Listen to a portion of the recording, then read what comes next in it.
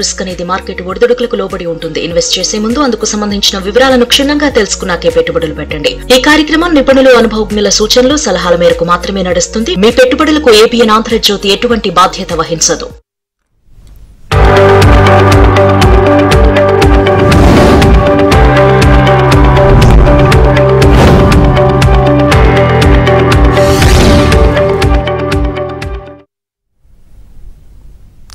నమస్తే, welcome to ABN business news. దేశీయ stock మార్కెట్లు లాభాల్లో కొనసాగుతున్నాయి. ఒడిదుడుకుల మధ్య వెళ్తున్నటువంటి పరిస్థితి కనిపిస్తోంది. ఉదయం భారీ నష్టాలతో ప్రారంభమైనటువంటి మార్కెట్లు కాస్త కోలుకొని ఆ తర్వాత మళ్లీ నష్టాల్లోకి వెళ్ళినటువంటి పరిస్థితి. సెన్సెక్స్, నిఫ్టీ ఇటు లాభాల్లో ట్రేడ్ అవుతున్న పరిస్థితి ఒడిదుడుకుల్లో. ఇక ఉదయం స్టాక్ మార్కెట్ ప్రారంభమైన సూచీలు కూడా చాలా నష్టాల్లోకి వెళ్ళినటువంటి పరిస్థితి అయితే కనిపిస్తా ఉంది. సో ఓవరాల్ గా మనం ప్రజెంట్ చూస్తే నిఫ్టీ 50 22,975, బిఎస్సి సెన్సెక్స్ 75,942 దగ్గర కొనసాగుతోంది. ఇటు నిఫ్టీ 500 20,815 దగ్గర కొనసాగుతున్న పరిస్థితి కనిపిస్తా ఉంది. సో మార్కెట్ కి సంబంధించి మీకు ఏదైనా డౌట్ ఉంటే స్క్రీన్ పైన కనిపిస్తున్నటువంటి నంబర్ కి కాల్ చేయొచ్చు, లేదంటే కామెంట్ రూపంలో కూడా మీ డౌట్ ని అక్కడ రాస్తే నేను మాట్లాడి దాన్ని క్లారిఫై చేసే ప్రయత్నం చేస్తాను. సో మనతో పాటు senior business analyst doctor GV Rao garu, supreme court advocate, వారు మనతో పాటు స్టూడియోలో సిద్ధంగా ఉన్నారు. వారితో మాట్లాడదాం. సార్ నమస్తే.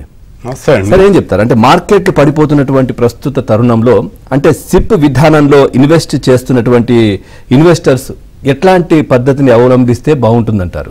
మార్కెట్ మనం చూస్తా ఉన్నాం, ఆ బడ్జెట్ దగ్గర నుంచి కూడా అదే విధానం కొనసాగుతోంది.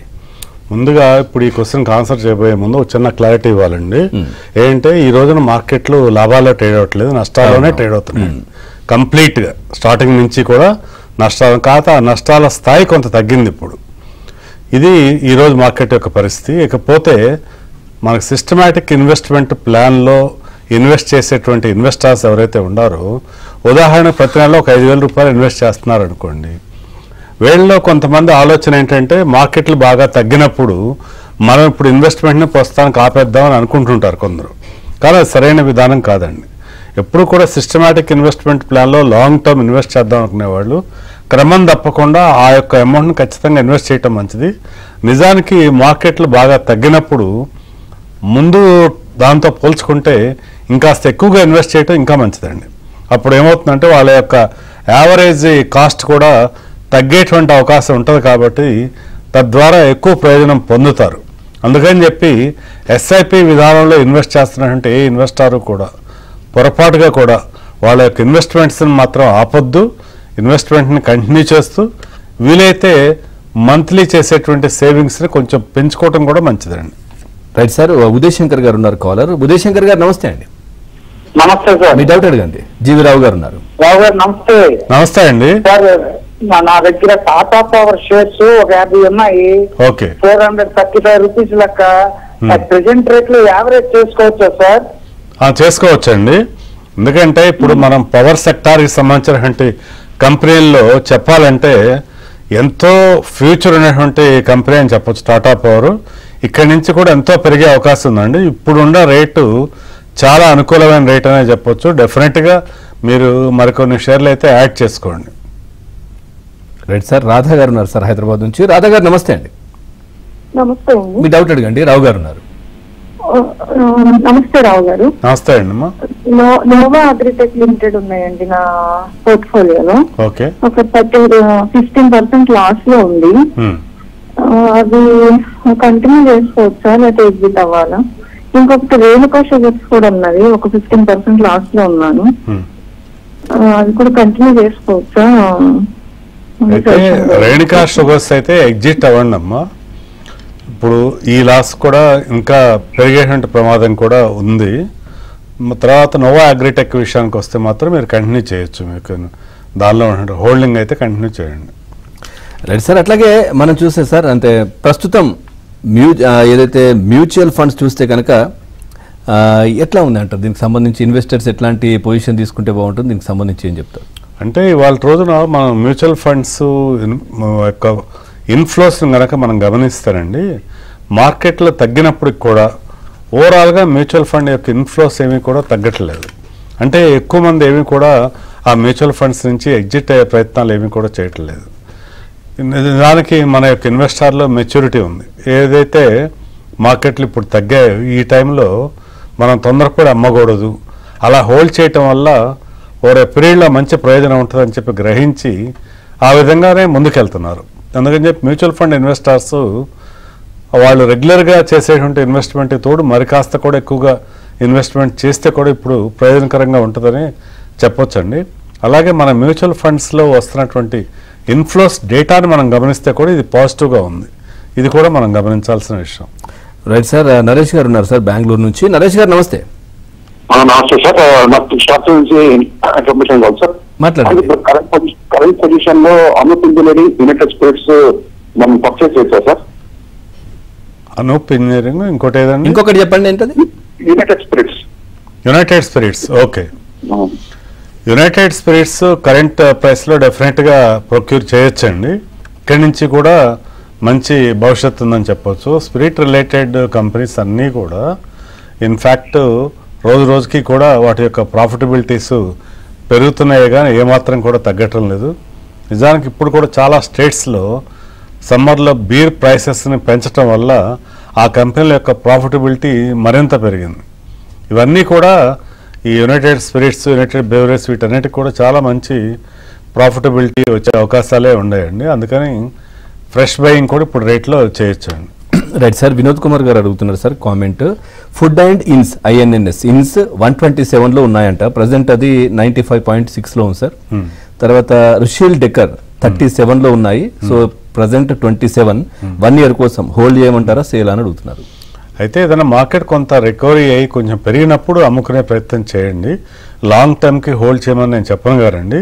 కాకపోతే మరీ ఇప్పుడు ఇంత ఫాల్లో కాకుండా ఏ కాస్త మార్కెట్ రికవరీ అయినప్పుడు దాన్ని అమ్మే ప్రయత్నాలు చేయండి. రైట్ సార్, శ్రీనివాసరావు గారు ఉన్నారు. శ్రీనివాసరావు గారు నమస్తే అండి. Sir good afternoon sir, GR గారండి. గుడ్ ఆఫ్టర్నూన్ అండి. సార్ నా దగ్గర ప్రజెంట్ ఎక్సికామ్ 1000 షేర్లు 510 రూపాయల్లో ఉన్నాయి సార్. ఆల్ టైమ్ హైలో తీసుకున్నాను. అది ఇప్పుడు ఇక్కడ యావరేజ్ చేయొచ్చా లేదా ఇంకొంచెం తగ్గినా యావరేజ్ చేయమంటారా? రెండోది వచ్చేసి అదాని టోటల్ గ్యాస్ వచ్చేసి 800 మీద ఉన్నాయి సార్. అది ఒక 500 షేర్లు. కొంచెం ఈ రెండింటి గురించి కొంచెం వివరంగా చెప్పండి సార్. రీజనల్ ట్రిప్ గురించి 20 రూపాయల మీద ఉన్నాయి సార్. యావరేజ్ చేయొచ్చా ఇప్పుడు వద్దా సార్? ఎక్స్కామ్ విషయంలో ఇప్పుడైతే యావరేజ్ చేయొద్దండి. Adani total gas long term play. మీరు ఇప్పటికే ఉన్న షేర్లను అయితే హోల్డ్ చేయండి, ఫర్దర్గా యాడ్ చేయకపోయినా. తర్వాత ఈజ్ మై ట్రిప్ ప్రజెంట్ రేట్లో కూడా మీరు ఫ్రెష్ బయింగ్ చేయొద్దండి. మీరు ఆ సెక్టార్లో ఉన్నప్పుడు ఏంటంటే ఫండమెంటల్గా స్ట్రాంగ్గా ఉండేటువంటి లార్జ్ ప్లేయర్ తోటే ఉండే ప్రయత్నం చేస్తే మీకు రిస్క్ కూడా తక్కువ ఉంటుంది. నిజానికి హాస్పిటాలిటీ సెక్టార్లోనే ఉండాలనుకుంటే ఐటీసీ హోటల్స్లో ఎంటర్ అయ్యే ప్రయత్నం చేయడం బెటర్ అవుతుందండి. రైట్ సార్, గోపాలకృష్ణ గారు ఉన్నారు సార్ భీమవరం నుంచి. గోపాలకృష్ణ గారు నమస్తే అండి. నమస్తే సార్. డాక్టర్ జీవి రావు గారు ఉన్నారు. నమస్తే అండి గురువు గారికి. నమస్తే అండి. చాలా మేము ఒక 8 లక్షల పెట్టుబడితో షేర్ మార్కెట్ లో 2 సంవత్సరాల నుంచి కంటిన్యూ అవుతున్నామండి. ఇవాళ మార్కెట్ బాగా పడుతుంది రోజు రోజుకు. స్మాల్ క్యాప్, మిడ్ క్యాప్ లో పెట్టామండి. కొన్ని స్టాక్స్ ఉన్నాయి, ఇంకా కొంత డబ్బు ఉంది, కొందామంటే రోజు రోజుకి పడుతుందని కొనలేకపోతున్నాం. అమెరికా ప్రెసిడెంట్ విధానాలేమో రోజు రోజుకి కొత్త ప్రయత్నం చేస్తున్నారు. మార్కెట్ పరిస్థితి ఏమో రోజు రోజుకి తగ్గుతుందని చెబుతున్నారు. మీరు పెద్దలు అనుభవజ్ఞులు సలహా చెప్పవలసిందిగా కోరుచు. అంటే అండి, నేను 40 సంవత్సరాలుగా నేను గమనిస్తున్న విధానం ఏంటంటే మార్కెట్స్ ఒడిదుడుకులు అనేటువంటి సర్వసాధారణమైనటువంటి విషయం అండి. మార్కెట్స్ ఎప్పుడు కూడా ఒకే రకంగా ఉండవు. మనం గమనిస్తుంటే లాస్ట్ 3-4 ఇయర్స్గా మార్కెట్స్లో ఎక్కువగా పెరుగుదల అనేటువంటిది చూసాం. అయితే ఇట్లా ఎక్కువ ఫాల్ అనేటువంటి చూడనటువంటి ఇన్వెస్టర్స్కి దీనిలో ఒక్కసారిగా కొద్ది గావరా పడుతున్నటువంటిది కూడా సహజమే కానండి. కాకపోతే ఇదే పరిస్థితి కంటిన్యూ అవ్వదండి, మళ్ళీ రికవరీ ఉంటుంది. కాకపోతే మీరు కొన్నటువంటి స్టాక్స్ ఫండమెంటల్గా స్ట్రాంగ్గా ఉన్నాయా లేదనేది మాత్రమే మీరు చూసుకోవాలి తప్పితే ఓవరాల్గా భయపడాల్సిన పని లేదండి. ఇంకోటి, మనం ఎప్పుడైనా కానీ ఇన్వెస్ట్ చేస్తున్నప్పుడు కొద్దిగా పేషెన్స్ ఉంటేనే స్టాక్ మార్కెట్లో ప్రయోజనం ఉంటుందని గమనించండి. రైట్ సార్, మోహన్ కుమార్ రాజు గారు అడుగుతున్నారు sir comment. Can I enter in to Paramount Communications, తర్వాత Valor Estates and Patel engineering at this current price levels? ఈ 3 షేర్లు కూడా ప్రస్తుత రేట్లో ఫ్రెష్ బయింగ్ అయితే అవాయిడ్ చేయండి. మార్కెట్లో కొద్ది కాలం గమనించిన తర్వాత ఇంకా మనకి టెక్నికల్గా బయింగ్ సపోర్ట్ వచ్చినప్పుడు మాత్రమే వాటిలో ఎంటర్ అయ్యే ప్రయత్నం చేయొచ్చండి. Right sir. సతీష్ గారు ఉన్నారు సార్ హైదరాబాద్ నుంచి. సతీష్ గారు నమస్తే. నమస్తే అండి. మీ డౌట్ అడగండి జీవి రావు గారు. నమస్తే జీవరావు గారు. నమస్తే సతీష్ గారు. సార్ నేను ఇంతకుముందు మిమ్మల్ని అడిగాను, ఇది జిఈ షిప్పింగ్ ఉన్నాయి సార్ 1350 దగ్గర, ఇంకొకటి PCBS 450 దగ్గర ఉన్నాయి. ఇది యావరేజ్ చేసుకోమంటారా? జిఈ షిప్పింగ్ కాకుండా ఇంకోటి ఏదండి? PCBL sir. ఓకే రైట్ అండి. ఇవి రెండు కూడా రండి లాంగ్ టర్మ్ ప్లే. నేను ఇంతకుముందు కూడా మీకు చెప్పాను. జేఈ షిప్పింగ్ విషయంగా ముఖ్యంగా మనం చూసుకుంటే బుక్ వాల్యూకి దగ్గరలో ఉండి తర్వాత పిఈ రేషియో కూడా ఆ సెక్టార్లో ఉన్న కంపెనీలు అన్నిటికన్నా కూడా తక్కువ పిఈ రేషియోలో అవైలబుల్ అవుతుంది జేఈ షిప్పింగ్. సో ఇప్పుడు కూడా మీరు మరికొన్ని షేర్లు డెఫినెట్గా యాడ్ చేయొచ్చండి. సో ఇక PCBC విషయంకి వచ్చినప్పుడు ప్రజెంట్ అయితే మీరు యాడ్ చేసే ప్రయత్నం ఏం చేయకండి. ప్రైస్ కరెక్షన్ కోసం, ఫర్దర్ కరెక్షన్ కోసం వెయిట్ చేయండి. సో ఇప్పుడు యాజ్ ఆఫ్ నౌగా జేఈ షిప్పింగ్ అయితే మాత్రం ఫ్రెష్ బయింగ్ చేయొచ్చండి. Right sir. అట్లాగే విదేశీ సంస్థాగత మదుపరులు సార్ భారత్లో పెట్టుబడులు ఎందుకు ఉపసంహరించుకుంటున్నారు? అయితేనండి ఇక్కడ మనం గమనించాల్సింది ఏంటంటే వాళ్ళు కేవలం భారతదేశంలో మాత్రమే పెట్టుబడులను ఉపసంహరించుకోవట్లేదు.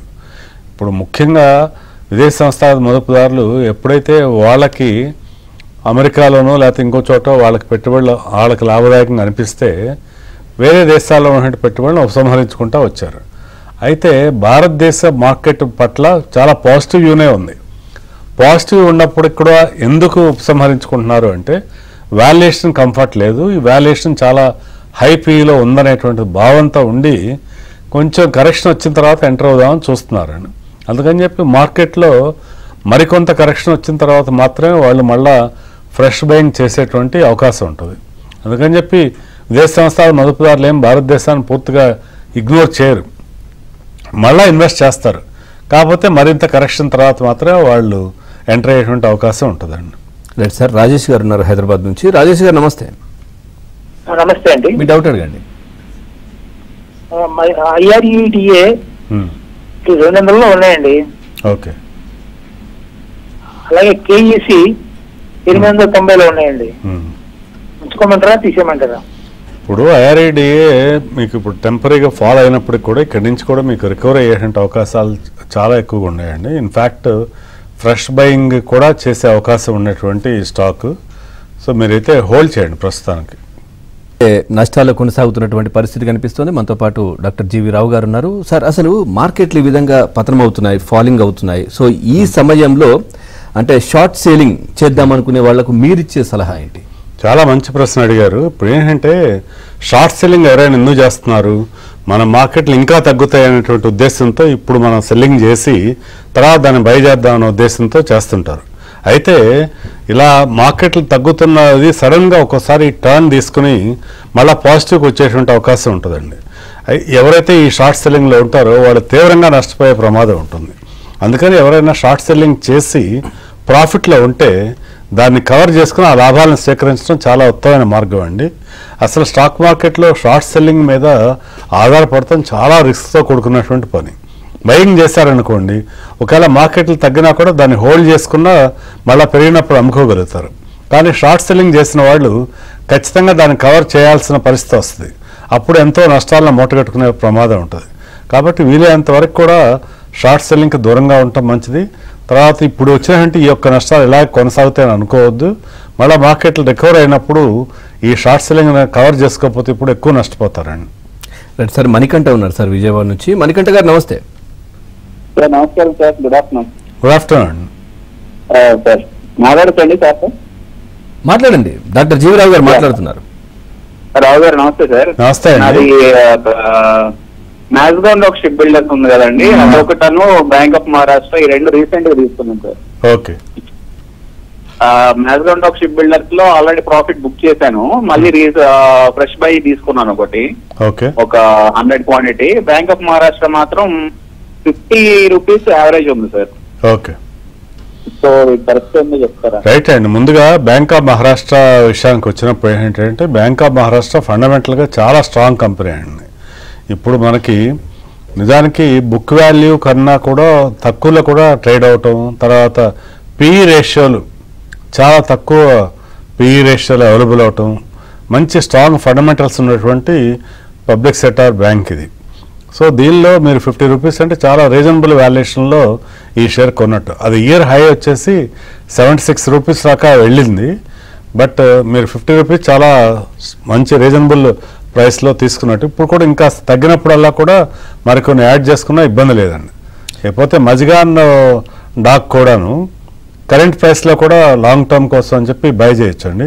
ఇమీడియట్ షార్ట్ టర్మ్లో విపరీతమైన రిటర్న్ వస్తుందని ఎక్స్పెక్ట్ చేయొద్దు, కానీ మినిమం 3 years హోల్డింగ్ ఆలోచన ఉంటే మాత్రం మజిగాన్ డాక్ కూడా మీరు ఉంచుకోవచ్చండి. రైట్ సార్, ఒక కామెంట్ శ్రీనివాస్ పొలిశెట్టి గారు అడుగుతున్నారు సార్, మాన్యావరన్ టైటాన్ ఫ్రెష్ బై చేయొచ్చా, ఇదొకటి. ఆ తర్వాత అచ్యుత్ గారు అడుగుతున్నారు, please suggest on shopper stop and health care global, ఈ రెండింటికి సంబంధించి ఏం చెప్పు. ఇప్పుడు మాన్యావరన్ తర్వాత మనకి టైటాన్లో ఈ రెండిట్లో రిలేటివ్లీ టైటాన్ బెటర్ ఆప్షన్ అవుతుందండి. టైటాన్ షేర్ ప్రైస్ ఇప్పుడు క్వార్టర్లీ రిజల్ట్ కారణంగానే ఏవైనా కానీ కొంత ప్రైస్ తగ్గుదల అనేది మనం గమనించాము. సమ్వేర్ బిట్వీన్ 3000-3100 లెవెల్లో వచ్చినప్పుడు టైటాన్ ఫ్రెష్ బయింగ్ చేసి ఒక 2 years కోసం అని చెప్పి హోల్డ్ చేయొచ్చండి. రైట్ సార్, సత్యనారాయణ గారు ఉన్నారు సార్ ధర్మవరం నుంచి. సత్యనారాయణ గారు నమస్తే అండి.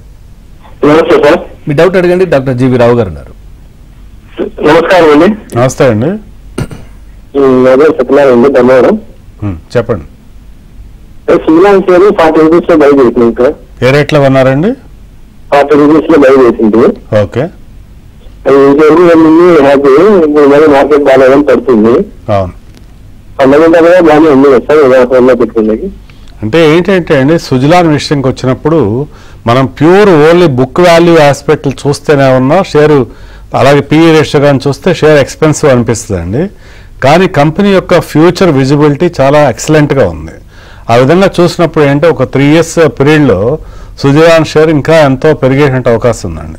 నిజానికి ఇది ఇయర్ హై వచ్చేసి 88 దాకా వెళ్ళింది. అలాగే 52 week లోన 35 దాకా ఉంది. ఇప్పుడు సమ్వేర్ అరౌండ్ 50s ఉందండి. ఇక్కడి నుంచి కూడా పెరిగే అవకాశం ఉందండి. ఇది కాతే పేషెన్స్గా మనం లాంగ్ టర్మ్ ఆలోచనతో ఉంచాలి. కానీ ఒక స్ట్రాటజీ ఏం చేయొచ్చు అంటే అండి, ఇప్పుడు 50లో కొన్నారనుకోండి సుజలాన్, మీరు అదొక 65 అట్లా అయినప్పుడు ఉన్న క్వాంటిటీలో సగం అమ్మేయటము, మళ్ళీ అరౌండ్ 50కి వచ్చినప్పుడు కొనటం చేయాలండి. సుజలాన్ లాంటి హై బీటా స్టాక్స్లో ప్రాఫిట్స్ రావాలి అంటే అవలంబించాల్సిన స్ట్రాటజీ ఏంటంటే ప్రైస్ బాగా తగ్గినప్పుడల్లా కొనటము, కొంత ఒక 20% పెరగంగానే అమ్మటము. ఇదే పద్ధతిలో వెళ్తే ఒక ఇయర్లో 4-5 సార్లుగా మీకు ఓవరాల్గా మంచి రిటర్న్ వచ్చే అవకాశం ఉంది. ఇప్పుడు లాస్ట్ 2 monthsలోనే చాలా సందర్భాల్లో సుజలాన్ షేర్ బిలో 50కి రావటం చూసాము, 62 దాకా వెళ్ళటం కూడా చూసామండి. మీరు ఇప్పుడు ఈ రేట్లో కొనాలి, 60+ అయిన తర్వాత అమ్మాలి. ఈ విధానంలో వెళ్తే కొంత ప్రాఫిట్ వచ్చి మీ యొక్క టోటల్ కాస్ట్ తగ్గుతుంది. ఓవరాల్గా మాత్రం లాంగ్ టర్మ్ ఉంచుకునే వాళ్ళకు కూడా ఈ షేర్ మంచి రిటర్న్ ఇచ్చే అవకాశమే ఉందండి. రైట్ సార్, విజయ్ భాస్కర్ గారు ఉన్నారు సార్, వారితో మాట్లాడదాం. విజయ్ భాస్కర్ గారు నమస్తే అండి. నమస్తే సార్. మీ డౌట్ అడగండి. నాకు నాట్కో ఫార్మా 1550 చొప్పున 2000 షేర్లు ఇస్తున్నా అండి, మాకున్న రేట్ వస్తుందండి. అయితేనండి ఇప్పుడు ఇమ్మీడియట్గా మీరు అదే ప్రైస్ వెరీ షార్ట్ టర్మ్లో రాకపోవచ్చు. బట్ లాంగ్ టర్మ్కి ఫండమెంటల్స్ని బట్టి చూసినప్పుడు నాట్కో ఫార్మా మీరు కొన్న ప్రైస్కి మించి కూడా వచ్చే అవకాశం ఉందండి. అందుకని చెప్పి తొందరపడి అమ్మకండి. దీన్ని ఒక లాంగ్ టర్మ్ ప్లేగా ఆలోచించి ఒక 3 years అన్న హోల్డ్ చేస్తే మీ దీనిలో కూడా మంచి రిటర్న్సే పొందే అవకాశం ఉందండి. రైట్ సార్, మంజునాథ్ గారు ఉన్నారు సార్ బెంగళూరు నుంచి. మంజునాథ్ గారు నమస్తే అండి. సార్ నమస్కారం సార్. మీ డౌట్ అడగండి. డాక్టర్ జీవి రావు గారు ఉన్నారు. సార్ వరుణ్ యావరేజ్ ప్రైస్ వచ్చేసి 624 కొన్నాను, ప్రెసెంట్ 534 రన్నింగ్ అవుతుంది. ఇది కంటిన్యూ చేయొచ్చా లాంగ్ టర్మ్? డెఫినెట్గా లాంగ్ టర్మ్ కోసం హోల్డ్ చేయండి. ఓవరాల్గా సెక్టార్కి మంచి భవిష్యత్తు ఉంది. ఆ సెక్టార్లో ఈ పర్టికులర్ కంపెనీ ఏదైనా కానీ కొంత డౌన్ఫాల్ అనేటువంటిది మనం చూసాము. ఇన్ఫ్యాక్ట్ ఇంకా కాస్త తగ్గితే కనుక మరికొన్ని షేర్లు కూడా యాడ్ చేసే ప్రయత్నం చేయొచ్చు. ఇప్పుడు మీరు కొన్నటువంటి విధానంలో చూసినప్పుడు ఇప్పుడు కరెంట్ రేట్లో పొరపాటు కూడా అమ్మకండి, హోల్డ్ చేయండి. మళ్ళీ ఫాలో అయినప్పుడు ఇంకొన్ని షేర్లు కూడా యాడ్ చేయొచ్చు. రైట్ సార్, నెదునూరి విబి శ్రీనివాస్ రావు గారు అడుగుతున్నారు sir, can we purchase NTPC Green at present price? Present 107 ఉంది సార్. నిజానికి ఎన్టీపీసీ గ్రీన్ కన్నా కూడా ఎన్టీపీసీ కొనటమే చాలా బెటర్ అవుతుందండి. ఎన్టీపీసీ గ్రీన్ కన్నా కూడా మంచి రిటర్న్ ఇచ్చే అవకాశం ఉంది. ఇటీవల కాలంలో ఎన్టీపీసీ షేర్లో వచ్చినటువంటి ఫాల్ మీకు మంచి బయింగ్ ఆపర్చునిటీగా భావించి దీనిలో ఎంటర్ కావటం మంచిదండి. ఇప్పుడు రైట్ సార్, అట్లాగే ఒక పోర్ట్ఫోలియో అంటే చాలా మంది కూడా నేను ఒక పోర్ట్ఫోలియోని బిల్డ్ చేసుకోవాలనుకుంటున్నాను అని చాలా మంది అనుకుంటుంటారు, కానీ ఏ విధంగా అనేది చాలా కన్ఫ్యూజ్. చాలా మంది అంటే ఏదో అదొకటి ఇదొకటి ఆ విధంగా తీసుకుంటారు, కొంచెం నష్టపోవడం ఒక ప్రాపర్గా ఉండదు. సో ఒక పోర్ట్ఫోలియో బిల్డ్ చేసుకోవాలనుకుంటే అంటే ఏ క్లాసెస్కి ఎంత ప్రాధాన్యత ఇవ్వాల్సి ఉంటుంది, ఎట్లా ఉంటుంది? అయితేనండి పోర్ట్ఫోలియోని బిల్డ్ చేసుకునేటప్పుడు మనము ఓన్లీ ఫైనాన్షియల్ అసెట్స్ పోర్ట్ఫోలియో గురించి నేను మాట్లాడతాను. ఫైనాన్షియల్ అసెట్స్ పోర్ట్ఫోలియోని బిల్డ్ చేసుకునేటప్పుడు ఏం చేయాలంటే మనం డెఫినెట్గా కొంత ఫిక్స్డ్ డిపాజిట్కి కూడా ప్రాధాన్యత ఇవ్వాల్సిన అవసరం ఉంటుందండి. అంటే డెట్ కూడా కొంత పోర్ట్ఫోలియోలో ఉంచేటువంటి అవసరం ఎంతైనా ఉందండి. ఎప్పుడైతే మన పోర్ట్ఫోలియోలో ఎంత పర్సంటేజ్ డెట్ ఉండాలి అనేటువంటిది ఇన్వెస్టర్ యొక్క రిస్క్ ఎపటైట్ తర్వాత అతని యొక్క ఏజ్ని బట్టి ఉంటుంది. ముఖ్యంగా 55+ ఏజ్ గ్రూప్లో ఉండేటువంటి వాళ్ళు ఎక్కువ పర్సంటేజ్ డెట్లో అంటే ఫిక్స్డ్ డిపాజిట్లో ఉంచడం సేఫ్ అండి. ఒక ఉదాహరణ మనం తీసుకుంటే ఇప్పుడు సీనియర్ సిటిజన్స్కి కొన్ని బ్యాంక్స్ ఫర్ ఎగ్జాంపుల్ డీసీబీ బ్యాంకే తీసుకుంటే 8.55% ఇంట్రెస్ట్ అందిస్తుంది. అట్లాగే కొన్ని బ్యాంకులు 8% పైన కూడా రిటర్న్ అందిస్తున్నాయి. ఇట్లా చూసుకుని కొంచెం మంచి బ్యాంక్స్లో కొంత ఎఫ్డీలో ఉంచవచ్చు, కొంత గోల్డ్లో ఇన్వెస్ట్ చేయొచ్చు. చూడండి లాస్ట్ 5 yearsలో క్రమం తప్పకుండా గోల్డ్ ఇన్వెస్ట్ చేసిన వాళ్ళందరూ కూడా మంచి రిటర్న్ పొందారు. 2024లో 24% రిటర్న్ పొందారు గోల్డ్లో. ఇప్పుడు ఈ జనవరి ఫిబ్రవరి 2 నెలల్లో కూడా 10% రిటర్న్ గోల్డ్లో పొందడం జరిగింది. సో ఇట్లా మనకేంటంటే ఎఫ్డీలు, గోల్డ్ ప్లస్ ఈక్విటీ మూడిట్లోనూ కూడా డివైడ్ చేసుకుని పెడతాం మంచిది. ఈక్విటీ విషయానికి వచ్చినప్పుడు కూడా డిఫరెంట్ సెక్టార్స్ని చూజ్ చేసుకుని ఒక్కో సెక్టార్లో ఒక్కొక్క స్టాక్ కనుక ఎంచుకుంటే ఉదాహరణకి 5 సెక్టార్లో 5 మంచి కంపెనీలు ఎన్నుకున్నారనుకోండి, అప్పుడు ఓవరాల్గా పోర్ట్ఫోలియో బ్యాలెన్సింగ్ అయ్యేటువంటి అవకాశం ఉంటుంది. కానీ పోర్ట్ఫోలియో అంటే కేవలం ఈక్విటీలో మాత్రమే పెట్టుబడి పెడతాం కరెక్ట్